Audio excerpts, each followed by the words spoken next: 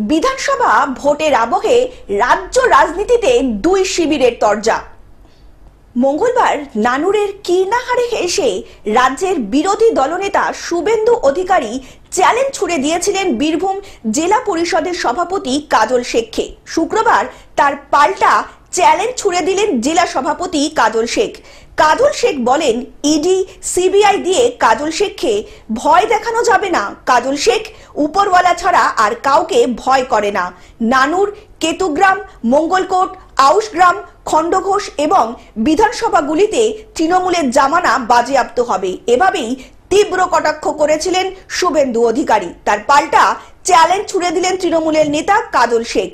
কাজল শেখ বলেন, এই বিধানসভাগুলির দায়িত্ব যদি মমতা বন্দ্যোপাধ্যায় তাকে দেন, তাহলে প্রত্যেকটি বিধানসভা কেন্দ্র থেকেই 50,000-এর বেশি ভোটে তৃণমূল কংগ্রেসকে জিতিয়ে বিজেপির জামানা বাজেয়াপ্ত করবে।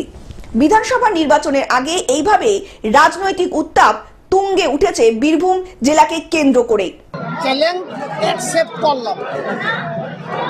উনি যে চ্যালেঞ্জ দিয়েছেন, 4টে বিধানসভা নানুর, মঙ্গলকোট, আউশগ্রাম এবং খণ্ডঘোষ, আপনাদের মাধ্যমে মাননীয় মুখ্যমন্ত্রী মাননীয় মমতা বন্দ্যোপাধ্যায়কে জোরহাত করে পায়ে হাত দিয়ে প্রণাম করে অনুরোধ করছি এবং যুবরাজ অভিষেক বন্দ্যোপাধ্যায়কে জোরহাত করে বলছি, এই 4টে বিধানসভার দায়িত্ব আমাকে দেওয়া হোক।